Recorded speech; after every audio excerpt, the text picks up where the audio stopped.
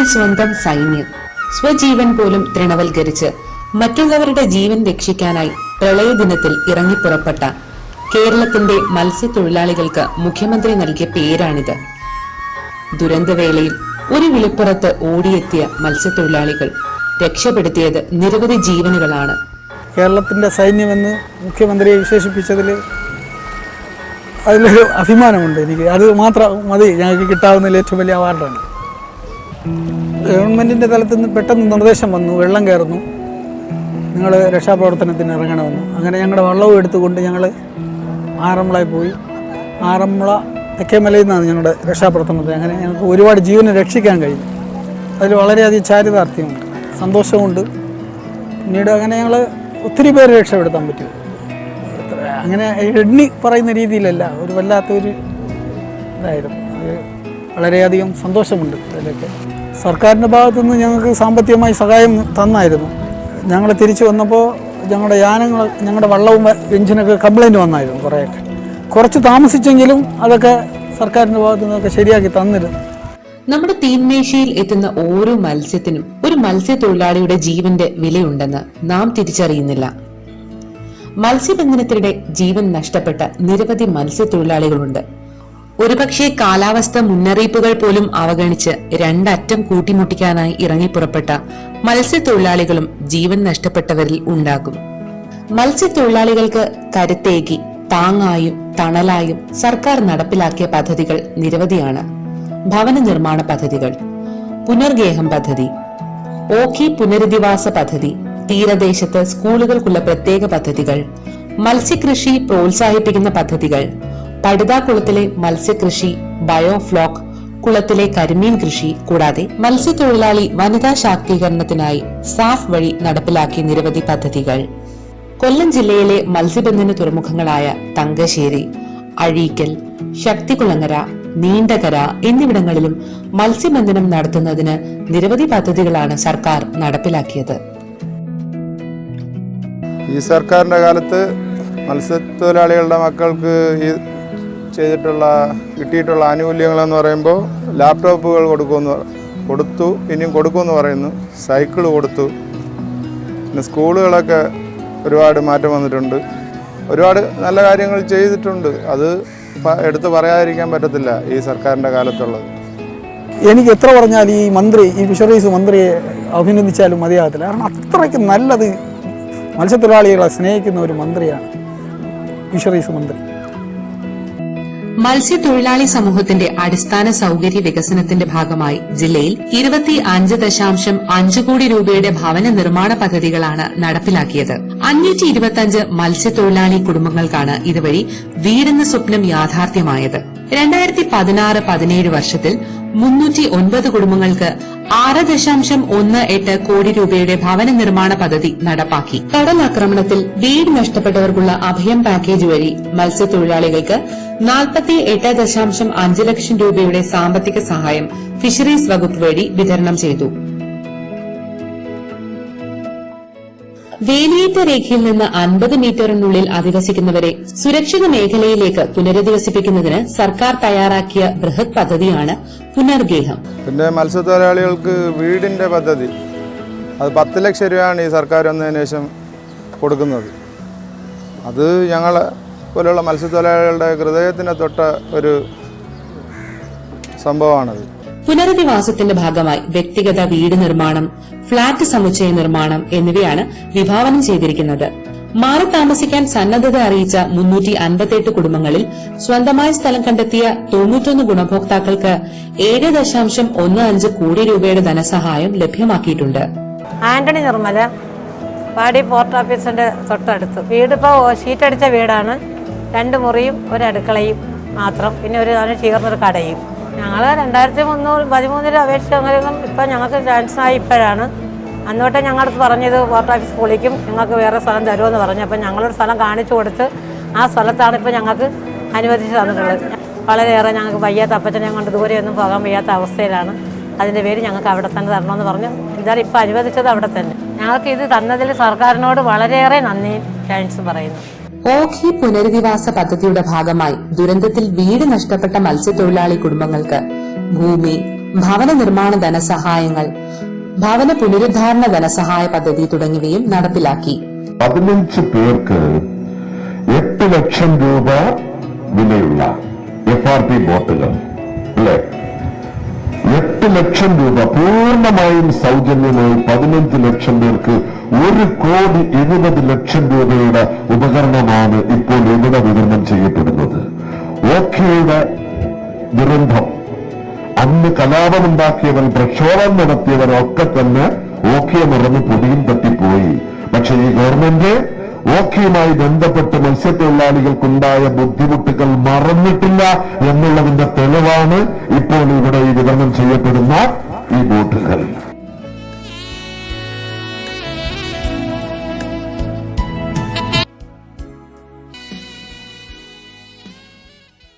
കടലിൽ പോകുന്ന മത്സ്യത്തൊഴിലാളികളുടെ സുരക്ഷ വർദ്ധിപ്പിക്കുന്നതിന്റെ ഭാഗമായി global satellite phone, NavIC, GPS, life boy തുടങ്ങിയ ഉപകരണങ്ങൾ സൗജന്യമായി നൽകി വരുന്നു.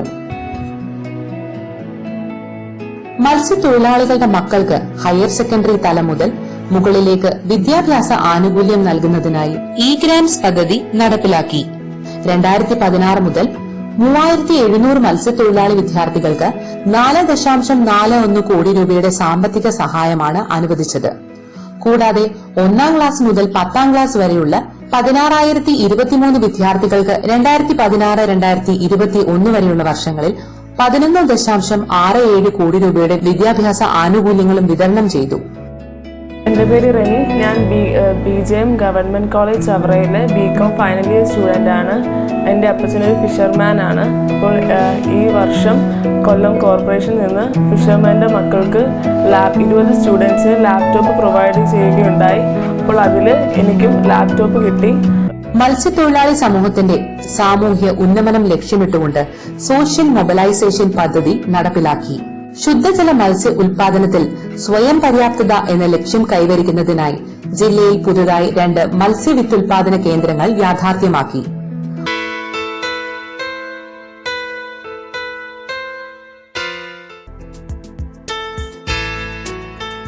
അഷ്ടമുടി കായലിലെ ശോഷണം സംഭവിച്ചുകൊണ്ടിരിക്കുന്ന കായൽ സമ്പത്ത് പുനരുജ്ജീവിപ്പിക്കുന്നതിന്റെ ഭാഗമായി അഷ്ടമുടി കായൽ മത്സ്യസമ്പത്ത് സംരക്ഷണ പരിപാലന പദ്ധതി വിഭാവനം ചെയ്ത് നടപ്പിലാക്കി.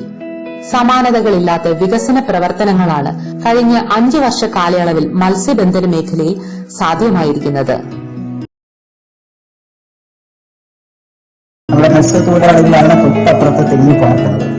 അപ്പൊ അവർക്കൊരു ചികിത്സ കൂടി നന്നായി ഉറപ്പാക്കുന്ന എന്തെങ്കിലും കുറച്ചുകൂടി ക്രിയേറ്റീവായ കാര്യം ചെയ്തുകൂടി എന്ന ചർച്ചയുടെ ഫലമായിട്ടാണ് ഇവിടെയുള്ള അസൗകര്യങ്ങളെ കണ്ടുകൊണ്ട് നമുക്കിപ്പോ എമർജൻസി ആയിട്ട് വർക്ക് ചെയ്യുന്ന മേഖലകളിൽ ഒരു 2-3 നില കെട്ടിടം, ഇനി സ്ഥലപരിമിതിയാണ്, മുകളിലേക്ക് കുറച്ചുകൂടി സൗകര്യപ്രദമായി ചെയ്യാമോ, 3ാം നിലയും 4ാം നിലയോട് ചേർത്ത് അപ്പൊ അതെന്തുമെല്ലാം ഉപയോഗിക്കണം. അപ്പൊ ഇവിടെ തീരത്തുനിന്ന് വരുന്ന തൊഴിലാളിക്ക് കിടത്തി ചികിത്സിക്കാനുള്ള സൗകര്യം നമുക്ക് തുടങ്ങിയത്. അപ്പൊ നമ്മൾ ചർച്ചയ്ക്കിടയിലാണ് പറഞ്ഞത് ഇന്ന് ഏറ്റവും അധികം പേഷ്യൻസ് ഡയാലിസിസിനാണ് വരുന്നത്, ആശുപത്രിയെ ആശ്രയിക്കുന്നത്.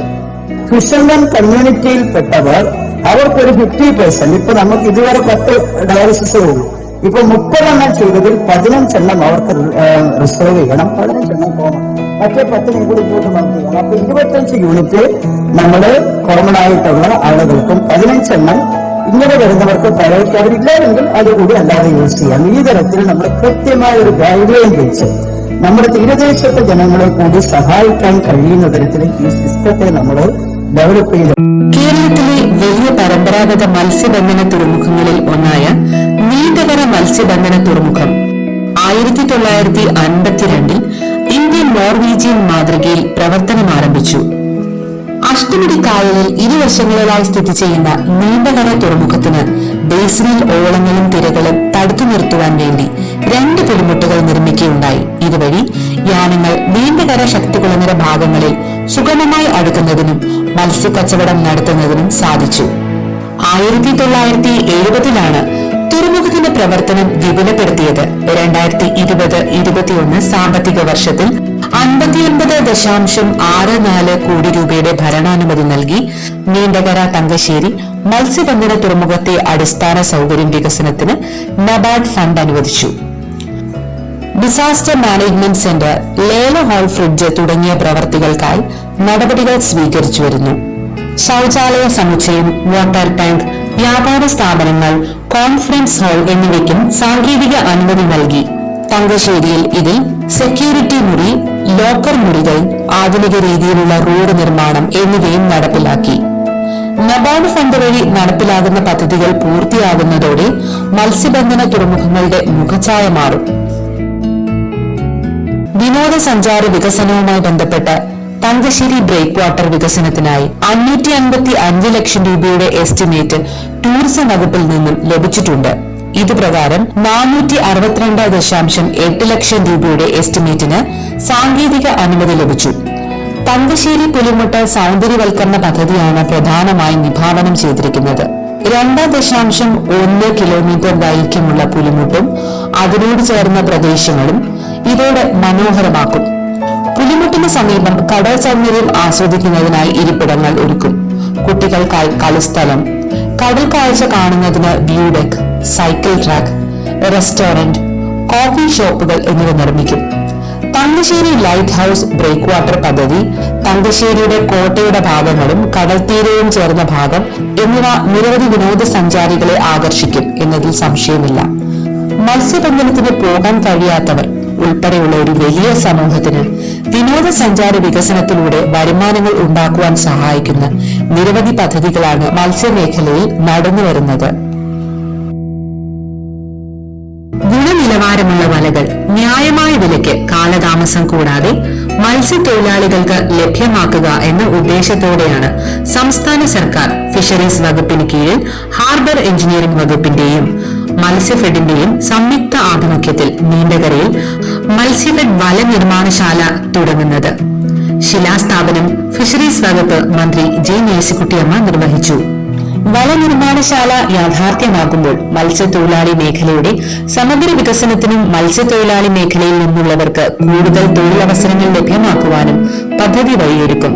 നീണ്ടകര ഫിഷിംഗ് ഹാർബറിൽ 144 സെന്റ് സ്ഥലത്താണ് വല നിർമ്മാണശാല സാക്ഷാത്കരിക്കപ്പെടുന്നത്. ശക്തികുളങ്ങരയിൽ തുടങ്ങുന്ന ആധുനിക സൗകര്യങ്ങളോട് കൂടിയ ബോട്ട് ബിൽഡിംഗ് യാർഡ് ജില്ലയുടെ ഒരു സ്വപ്ന പദ്ധതിയാണ്. ഗുണനിലവാരമുള്ള RPF ബോട്ടുകൾ ന്യായമായ നിരക്കിൽ മത്സ്യത്തൊഴിലാളികൾക്ക് ലഭ്യമാക്കുക എന്ന ലക്ഷ്യത്തോടെ ശക്തികുളങ്ങര കല്ലുംപുറം ബോട്ട് ചെട്ടിക്ക് സമീപമാണ് ബോട്ട് ബിൽഡിംഗ് യാർഡ്. ശക്തികുളങ്ങര കേരളത്തിലെ പ്രധാന മത്സ്യബന്ധന മേഖലയാണ്. പദ്ധതിയിലൂടെ അനേകം വർഷങ്ങൾക്ക് ശേഷം മത്സ്യമേഖലയ്ക്ക് പുത്തൻ ഉണർവ് ലഭിക്കുകയാണ്. ബോട്ട് യാർഡിന്റെ കൂടുതൽ ആധുനികവൽക്കരണത്തിൽ സ്ഥലലഭ്യത വേണ്ടിവന്നാൽ തങ്കശ്ശേരിയെ കൂടി ഇതിൽ ബന്ധപ്പെടുത്തും. നോർവീജിയൻ പദ്ധതിയിലൂടെ യന്ത്രവൽകൃത മാറ്റങ്ങൾ സാധ്യമായ ശക്തികുളങ്ങരയെ പഴയ പ്രതാപത്തിലേക്ക് തിരികെ എത്തിക്കുവാനുള്ള ദൗത്യവും പദ്ധതിയിലൂടെ ലക്ഷ്യമിടുന്നു. ട്രോളിംഗ് ബോട്ട് ഉൾപ്പെടെ FRP വള്ളങ്ങൾ നിർമ്മിക്കുവാനൊരു ഹൈടെക് യാർഡാണ് സ്ഥാപിക്കുന്നത്. 1992 നീണ്ടകര ശക്തികുളങ്ങര ഹാർബർ കമ്മീഷൻ ചെയ്യുന്നത്. 92 ശേഷമുള്ള നീണ്ട 28 വർഷങ്ങൾക്കിടയിൽ ആകെ 5 കോടിയിൽ താഴെ വരുന്ന തുകയാണ് അവിടെ മെയിൻ്റെനൻസിനും മറ്റുമായി പല തരത്തിൽ ഉപയോഗിച്ചിട്ടുള്ളത്. ഇത്രയും വർഷങ്ങൾക്ക് ശേഷം ആദ്യമായിട്ടാണ് ഒരു മേജർ ഡെവലപ്മെൻറ്റ് നീണ്ടകര ശക്തികുളങ്ങര ഭാഗത്ത് വരുന്നത്. അത് ശക്തികുളങ്ങരയിലാണ് ബോട്ടുകളെല്ലാം നടത്തിക്കൊണ്ടിരിക്കുന്നത്. ശക്തികുളങ്ങര പ്രദേശത്ത് ഇപ്പോൾ 20 വർഷത്തിലേറെ അവിടെ സ്ഥലം ഏറ്റെടുക്കാൻ ശ്രമിക്കുന്നുണ്ടായിരുന്നു ഗവൺമെൻറ് ഹാർബർ വികസിപ്പിക്കുന്നതിന് വേണ്ടി. ഈ ഗവൺമെൻറ് വന്നതിന് ശേഷം നീണ്ട കാലയളവ് ഭൂമിയെടുക്കൽ പ്രക്രിയ കോടതി സ്റ്റേ ചെയ്തും മറ്റും തടസ്സപ്പെടുത്തിയിരുന്നതിന് ഫലപ്രദമായി ഇടപെട്ടുകൊണ്ട് ഭൂമി അക്വയർ ചെയ്യാനും ആ കുടുംബത്തിനെ ഒരിക്കലും ചർച്ചയ്ക്ക് വിളിച്ചാൽ സെറ്റിൽ ചെയ്യാൻ അവർ വരാത്ത സാഹചര്യത്തിൽ ഭൂമിയുടെ വില കോടതിയിൽ കെട്ടിവെച്ചുകൊണ്ട് ഭൂമി ഏറ്റെടുക്കാൻ തയ്യാറായി. 6.25 കോടി രൂപയാണ് 98 സെന്റ് ഭൂമി ഏറ്റെടുക്കുന്നതിന് കോടതിയിൽ കെട്ടിവെച്ചിട്ടുള്ളത്. അങ്ങനെ 6.25 കോടി രൂപ ചെലവഴിച്ചു 1 ഏക്കറോളം ഭൂമി ഏറ്റെടുത്തതിന് ശേഷമാണ് അന്തർദേശീയ നിലവാരത്തിലുള്ള ഒരു ഹാർബറായി അതിനെ വികസിപ്പിക്കാൻ ഇപ്പോൾ 34.5 കോടി രൂപ സാങ്ഷൻ. നമുക്കറിയാം, മെക്കനൈസ്ഡ് ബോട്ട് ആദ്യമായി കേരളത്തിൽ പരീക്ഷിക്കുന്നത് നീണ്ടകരയിലാണ്. അതിനുശേഷമാണ് ഒരു ഹാർബറിന്റെ നിർമ്മാണമൊക്കെ നടക്കുന്നത്. 92 ദീർഘകാലത്തിന് ശേഷം അത് കമ്മീഷൻ ചെയ്തു. അന്തർദേശീയമായ നിലവാരത്തിലേക്ക് ഹാർബറുകളും അതിൻ്റെ സംവിധാനങ്ങളും മാറിയെങ്കിൽ മാത്രമേ കയറ്റുമതി ചെയ്യുന്ന മത്സ്യത്തിന് മെച്ചപ്പെട്ട വില ലഭിക്കുകയുള്ളൂ. അത്തരത്തിൽ നമ്മുടെ മത്സ്യമേഖലയെ സമ്പന്നമാക്കുവാനും പിടിച്ചുകൊണ്ടുവരുന്ന മത്സ്യത്തിന് ന്യായവില ഉറപ്പാക്കാനും അതിൻ്റെ പശ്ചാത്തല സൗകര്യം ഉറപ്പാക്കുവാനുമാണ് ഏറ്റെടുത്ത 1 ഏക്കറോളം ഭൂമിയിൽ 34.5 കോടി രൂപ ചെലവഴിച്ച് 80 മീറ്റർ കൂടി വാർഫിന് നീളം കൂട്ടാനും ഏറ്റെടുത്ത സ്ഥലം ഹൈവേയോട് ചേരുന്നിടത്ത് 7 മീറ്റർ കൂടി വീതിയിൽ വാർഫാക്കുവാനും 3 നിലയിലേക്ക് അതിൽ ആധുനികമായ സൗകര്യത്തോടു കൂടി പിടിച്ചുകൊണ്ടുവരുന്ന മത്സ്യം, ഇപ്പോൾ കയറ്റുമതി മത്സ്യമുണ്ട്, നാട്ടിൽ പോകുന്ന മത്സ്യമുണ്ട്. നാട്ടിൽ പോകുന്ന മത്സ്യം നിലനിൽക്കുന്ന തരത്തിൽ തന്നെ നമുക്ക് ലേലം ചെയ്ത് പോകാം. കയറ്റുമതി മത്സ്യങ്ങൾ തറയിലിട്ട് കേടുവരുത്താതെ അതിൻ്റെ ഗുണനിലവാരം പൂർണ്ണമായി സംരക്ഷിച്ചുകൊണ്ട് ഡയറക്റ്റ് കൺവെയർ സിസ്റ്റത്തിലൂടെ കയറ്റുമതിക്കായി കൊടുക്കാൻ കഴിയുന്ന ആധുനിക സംവിധാനമാണ് ഈ ഹാർബറിൽ നമ്മൾ ഒരുക്കുന്നത്. ഒരു ഇൻ്റർനാഷണൽ ആയിട്ടുള്ള ഒരു ഹാർബർ പോയി കണ്ടാൽ എങ്ങനെ ഇരിക്കുമോ ആ നിലവാരത്തിലേക്കാണ് കൊല്ലം ശക്തികുളങ്ങരയിലെ ഹാർബർ നമ്മൾ മാറ്റാൻ തീരുമാനിച്ചത്. ക്യൂബ് ഐസ് കൂടി നിർമ്മിക്കാൻ 100 ടൺ കപ്പാസിറ്റി ഉള്ള ക്യൂബ് ഐസ് കൂടി നിർമ്മിക്കാൻ ഉദ്ദേശിക്കുന്നുണ്ട്. ലോക്കൽ മാർക്കറ്റിൽ പോകുന്ന മത്സ്യത്തിന് നമ്മൾ ഇന്നവിടെ ഉപയോഗിക്കുന്ന തരത്തിലുള്ള ഐസ് കട്ടകൾ, ബ്ലോക്ക് ഐസ് ഉപയോഗിച്ചാൽ മതി. പക്ഷെ കയറ്റുമതി മത്സ്യത്തിന് ഗുണനിലവാരമുള്ള ഐസ് ഉപയോഗിച്ചാൽ മാത്രമേ അതിന് വില കിട്ടുള്ളൂ. അപ്പോൾ അതിന് കഴിയുന്ന തരത്തിൽ ക്യൂബ് ഐസ് അടക്കം ഉൽപ്പാദിപ്പിക്കാനുള്ള നടപടിയുണ്ട്.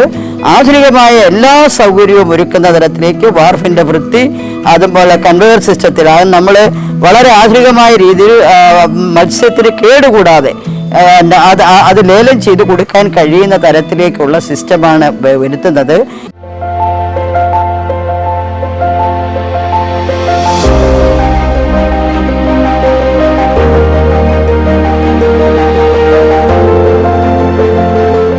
പതിനാലാം നൂറ്റാണ്ടു മുതൽ ലോകം അറിയപ്പെട്ടിരുന്ന തുറമുഖമാണ് കൊല്ലം. സംസ്ഥാനത്തിന്റെ വികസനത്തിനും വളർച്ചയ്ക്കും ചെറുതല്ലാത്ത സ്ഥാനമാണ് കൊല്ലം തുറമുഖം വഹിച്ചിട്ടുള്ളത്. കൊല്ലം പോർട്ട് നമുക്കെല്ലാം അറിയുന്നത് പോലെ ഒട്ടേറെ ചരിത്രമുറങ്ങുന്ന പോർട്ടാണ് കൊല്ലം പോർട്ട്. വീണ്ടും പാസഞ്ചർ ഷിപ്പടക്കം വരാൻ കഴിയുന്ന പശ്ചാത്തല സൗകര്യം ഒരുക്കുകയാണ് പിണറായി വിജയൻ ഗവൺമെൻറ്. 20 കോടി രൂപ ചെലവഴിച്ചുകൊണ്ടാണ് പാസഞ്ചർ ടെർമിനലിലുള്ള വാർഫ് നിർമ്മാണം പൂർത്തീകരിച്ചിരിക്കുന്നത്.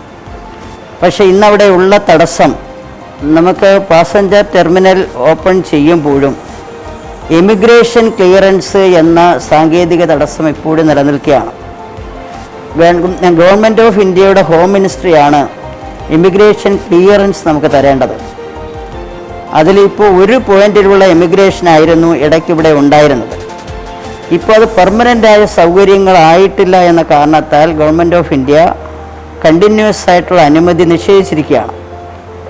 നമ്മളതിനൊരു ഗേറ്റ് വേ ഉണ്ടാക്കാൻ ഇപ്പോൾ ടെൻഡറൊക്കെ കൊടുത്ത് 3 മാസത്തിനുള്ളിൽ പെർമനൻ്റ് ആയിട്ടുള്ള ഇമിഗ്രേഷൻ്റെ 6 കൗണ്ടറുകൾ പൂർത്തീകരിക്കും. ഇപ്പോൾ ഒരു കൗണ്ടർ നിലവിലുള്ള പോർട്ട് പ്രിമൈസസിൽ ഇപ്പോൾ ഒരു കൗണ്ടറുണ്ട്. എന്നാൽ ഇപ്പോൾ പാസഞ്ചർ ടെർമിനലിൻ്റെ നിർമ്മാണം പൂർത്തീകരിച്ചിരിക്കുന്ന മുറയിൽ ഈ ഇമിഗ്രേഷൻ്റെ ക്ലിയറൻസ് ഒരു തടസ്സമായി നിൽക്കുന്നതുകൊണ്ട് ഉടനടി പാസഞ്ചർ ഷിപ്പ് വരാൻ കഴിയില്ല. എന്നാൽ ഇമിഗ്രേഷൻ വേണ്ടതില്ലാത്ത ലക്ഷദ്വീപ് മിനിക്കോയ് മേഖലകളിലുമായി ഞങ്ങൾ ബന്ധപ്പെടുകയാണ്. മിനിക്കോയിൽ നിന്നും ലക്ഷദ്വീപിലേക്കും യാത്രാ സൗകര്യം നമുക്ക് ഉറപ്പാക്കാൻ പറ്റും. അങ്ങനെ ഉറപ്പാക്കിയാൽ മറ്റൊരു ഗുണമുള്ളത്, മിനിക്കോയിലും ലക്ഷദ്വീപിലും ഗുണനിലവാരമുള്ള ട്യൂണ മത്സ്യം നമുക്ക് അവർക്കവിടെ ന്യായമായ വില കിട്ടുന്നില്ല എന്നതാണ് ലക്ഷദ്വീപിലുള്ള മത്സ്യത്തൊഴിലാളികളുടെ ഇന്ന് നേരിടുന്ന പ്രശ്നം. അവർ നിരന്തരമായി നമ്മളെ ബന്ധപ്പെട്ടുകൊണ്ടിരിക്കുന്നുണ്ട്, മാർക്കറ്റിൽ അവരെ സഹായിക്കണം എന്നത്. അക്കാര്യം കേരള ഗവൺമെൻറ് സന്നദ്ധമാണ്. മിനിക്കോയിലെയും ലക്ഷദ്വീപിലെയും മത്സ്യത്തൊഴിലാളികൾ പിടിച്ചുകൊണ്ടുവരുന്ന മത്സ്യത്തിന് ഇവിടെ നമ്മുടെ ന്യായവില ഉറപ്പാക്കുന്നത് പോലെ അവർക്കും ന്യായവില ഉറപ്പാക്കി കൊടുക്കാൻ കേരള ഗവൺമെൻറ് സന്നദ്ധമാണ്. അക്കാര്യത്തിൽ നമ്മൾ സെൻട്രൽ ഫിഷറീസ് ടെക്നോളജി സ്വിഫ്റ്റുമായി ബന്ധപ്പെട്ട് അവർക്കതിനൊരു പ്രോജക്റ്റ് ഉണ്ട്. ലക്ഷദ്വീപ് അഡ്മിനിസ്ട്രേഷനെ സഹായിക്കാൻ അവരുടെ സഹായം തേടിക്കൊണ്ട് അവരുടെ ഷിപ്പിനെ ഉപയോഗിച്ച് ലക്ഷദ്വീപിൽ നിന്നും മിനിക്കോയിൽ നിന്നുമുള്ള ട്യൂണ മത്സ്യം കേരളത്തിലേക്ക് കൊണ്ടുവരാനും ഇവിടെ പ്രോസസ്സ് ചെയ്ത് കൂടുതൽ വാല്യൂ ആഡായി എക്സ്പോർട്ട് ചെയ്യാനടക്കമുള്ള സാധ്യതയുണ്ട്. അത്ര ഗുണനിലവാരമുള്ളതാണ് അവരുടെ ട്യൂണ. അതുകൊണ്ട് അതിനെക്കുറിച്ചും കേരളം ആലോചിക്കുകയാണ്. അപ്പോൾ ഭാവിയിൽ നമുക്ക് കൊല്ലത്ത് തന്നെ, കൊല്ലം പോർട്ടിനോട് ചേർന്നുമുള്ള സ്ഥലം അത്തരമൊരു പ്രോസസ്സിംഗ് സെൻറ്റർ കൂടിയാക്കാൻ, ഫിഷിൻ്റെ പ്രോസസ്സിംഗ് സെൻറ്റർ വരിക എന്ന് പറഞ്ഞാൽ കൊല്ലത്തും കടപ്പുറത്ത് അധിക മത്സ്യം വരുന്ന സമയത്ത് അത് വാല്യൂ ആഡായി മാറ്റാനുള്ള സൗകര്യം കിട്ടും. അത് കൊല്ലം തീരത്തെ മത്സ്യത്തൊഴിലാളികൾക്കും ഭാവിയിൽ വലിയ ഗുണം ചെയ്യുന്നതായിരിക്കും. അത്തരമൊരു ആലോചനയും ഞങ്ങൾ നടത്തുന്നുണ്ട്. അപ്പോൾ കൊല്ലത്തെ മത്സ്യത്തൊഴിലാളികൾക്കും കൊല്ലത്തുള്ള ഇതര മേഖലയിലെ തൊഴിലാളികൾക്കും കൂടുതൽ തൊഴിലവസരം ഉറപ്പാക്കാൻ കഴിയുന്ന ഒരു പദ്ധതിയിലേക്കാണ് ഈ ഗവൺമെൻറ് പോകുന്നത്. ആ ടഗ് ഉപയോഗിച്ച് ഇവിടെയും കൊല്ലത്തും ക്രൂ ചേഞ്ചിനുള്ള അവസരമുണ്ട്. പക്ഷേ ഇവിടെ ഇമിഗ്രേഷൻ ഇല്ലാത്തതുകൊണ്ടാണ് നടക്കാത്തത്. അപ്പം ഇമിഗ്രേഷൻ സൗകര്യം ഉറപ്പായാൽ ക്രൂ ചേഞ്ച്, അതുപോലെ തന്നെ ബങ്കറിങ് സൗകര്യം, ദൂരങ്ങളിൽ നിന്ന് വിദേശത്തു നിന്ന് വരുന്ന കപ്പലുകൾ നമുക്കിവിടെ നല്ല ചാനലാണ് ഉള്ളത്. അപ്പം നമ്മൾക്കിവിടെ IOC മറ്റും നമ്മളവർക്ക് അനുമതി കൊടുത്താൽ അവർ ബങ്കറിങ്ങിനുള്ള ഒരു സൗകര്യം ഇവിടെ ഒരുക്കിയാൽ ഇവിടെ വന്ന് അവർക്ക് എണ്ണയടിക്കുക. ചെറിയ ഷിപ്പിലൊക്കെ എണ്ണ അങ്ങോട്ട് കൊണ്ടുപോകും. വലിയ കപ്പലുകൾക്ക് ഇങ്ങോട്ട് കയറാൻ പറ്റില്ല, അങ്ങോട്ട് കൊണ്ടുപോയി കൊടുക്കാൻ പറ്റും. അത്തരമൊരു ചേഞ്ച് പോർട്ടിനൊരു വലിയ വരുമാനമുള്ള മാർഗമായിരിക്കും. അപ്പോൾ ആ തരം ചില സാധ്യതകൾ കൂടി ആലോചിക്കുന്നുണ്ട്. 3.09 കോടി രൂപ ചെലവിൽ നിർമ്മിച്ച വർക്ക്ഷോപ്പ് കെട്ടിടത്തിൻ്റെയും അനുബന്ധ സൗകര്യങ്ങളുടെയും ഉദ്ഘാടനം ഫെബ്രുവരി 23 നിർവഹിക്കും. ഇതുകൂടാതെ ഗേറ്റ് ഹൗസ്, അതിൻ്റെ ചെലവ് ഏകദേശം 1,62,00,000 രൂപയാണ്. അഡ്മിനിസ്ട്രേറ്റീവ് ബ്ലോക്ക്, അതിൻ്റെ ചെലവ് ഏകദേശം 2 കോടി രൂപയാണ്. എന്നിവയുടെ നിർമ്മാണം പുരോഗമിക്കുന്നുണ്ട്. കൊല്ലത്തിൻ്റെയും അതിലുപരിയായിട്ട് നമ്മുടെ സംസ്ഥാനത്തിൻ്റെ തന്നെ വികസനവുമായി ബന്ധപ്പെട്ട് വലിയ പങ്ക് വഹിക്കാൻ സാധ്യതയുള്ള ഇടയുള്ള ഒന്നാണ് കൊല്ലം. നിർഭാഗ്യവശാൽ ഈ 970 ശേഷം ചില കാര്യമായിട്ടുള്ള പ്രവർത്തനങ്ങൾ നടന്നിട്ടില്ല എന്നുള്ള കാര്യം. എന്നാൽ ഇപ്പോൾ കേരളത്തിലെ ഇടതുപക്ഷ ജനാധിപത്യത്തിൻ്റെ ഗവൺമെൻറ് വന്നു കഴിഞ്ഞ് വളരെ ദീർഘവീക്ഷണം നടപ്പിലാക്കി വരുന്ന ഒട്ടനവധി വികസന പ്രവർത്തനങ്ങൾ ഈ തുറമുഖത്തിൻ്റെ ആകെ പ്രവർത്തനങ്ങൾക്ക് മുന്നിലുണ്ടാകും. ഒരു പ്രത്യേകത ഉള്ളത്, ഈ തുറമുഖത്തിൽ നാച്ചുറലായിട്ടുള്ള ഡെപ്ത് 12 മാസവും 365 ദിവസവും ഡ്രിഞ്ചിങ് ആവശ്യമില്ലാതെ ഏത് പ്രതികൂല കാലാവസ്ഥയിലും കപ്പലുകൾക്ക് ഇതിലേക്ക് പ്രവേശിക്കാൻ കഴിയും എന്നുള്ളതാണ് കൊല്ലം തുറമുഖത്തിൻ്റെ പ്രത്യേകത. മറ്റൊരു പ്രധാനപ്പെട്ട കാര്യവുമായി ബന്ധപ്പെട്ട ബങ്കറിങ്ങിന് ഇത്രത്തോളം സാധ്യതയുള്ള ഒരു തുറമുഖം കേരളത്തിലില്ല എന്നുള്ളതാണ്. കപ്പലുകൾക്ക് ആവശ്യമായിട്ടുള്ള ഹൈസ്പീഡ് ഡീസൽ ഉൾപ്പെടെയുള്ളത് ഇവിടെ നിന്ന് ലഭ്യമാക്കാൻ കഴിയും. ഇതിനൊക്കെ നിയമപരമായ ഒരു തടസ്സം നിലവിലുള്ളത് ഇമിഗ്രേഷൻ ക്ലിയറൻസുമായി ബന്ധപ്പെട്ടുള്ള പ്രശ്നം. കേന്ദ്ര ആഭ്യന്തര മന്ത്രാലയത്തിൻ്റെ ക്ലിയറൻസാണ് ഈ കാര്യത്തിൽ ആവശ്യമായിട്ടുള്ളത്. അതുമായി ബന്ധപ്പെട്ടുള്ള ഓഫീസ് നിർമ്മാണം പൂർത്തീകരിച്ചു വരുന്നു. കേരളത്തിലെ ഗവൺമെൻറ്, പ്രത്യേകിച്ച് കൊല്ലത്തിൻ്റെ ചുമതലയുള്ള ബഹുമാനപ്പെട്ട ഫിഷറീസ് മന്ത്രി ഈ വിഷയത്തിൽ ഇടപെട്ടിട്ടുണ്ട്. ഏറ്റവും അടുത്ത ദിവസങ്ങളിൽ കേന്ദ്ര ഗവൺമെൻറ്റിൻ്റെ പെർമിഷൻ ഈ കാര്യത്തിലുണ്ടാകും. അതോടൊപ്പം കൊല്ലം തുറമുഖം ഏറെ ഒരു ശ്രദ്ധാകേന്ദ്രമായി മാറും എന്നുള്ള കാര്യത്തിൽ സംശയമില്ല. സജീവമാവും. വലിയ തൊഴിൽ സാധ്യതയുള്ള ഒരു മേഖലയാണ്. ആ വിധത്തിൽ ഈ ഗവൺമെൻറ്റിനെ സംബന്ധിച്ച് എന്തുകൊണ്ട് അഭിമാനിക്കാൻ കഴിയുന്ന ഒരു വസ്തുതയാണ് കൊല്ലം. അങ്ങനെ മത്സ്യമേഖല വികസനത്തിന്റെ പാതയിലാണ്. സാഫ് വഴി നടപ്പിലാക്കിയ അപ്പാരൽ പാർക്ക് പോലെയുള്ള പദ്ധതികളും മത്സ്യത്തൊഴിലാളി വനിതകളുടെ ജീവിത സാഹചര്യങ്ങൾ മാറുകയാണ് മത്സ്യത്തൊഴിലാളികളുടെ ജീവിത സാഹചര്യങ്ങൾ. നാടിന് വിദേശ നാണ്യം നേടിത്തരുന്ന നാടിന്റെ നട്ടെല്ലായ നാട്ടുകാരുടെ ജീവൻ രക്ഷിക്കാൻ വരെ സ്വജീവൻ ത്യജിക്കാൻ തയ്യാറാകുന്ന മത്സ്യത്തൊഴിലാളികളെ നമുക്ക് അഭിനന്ദിക്കാം. ഒപ്പം അവർക്ക് താങ്ങായി നിൽക്കുന്ന സർക്കാരിനെയും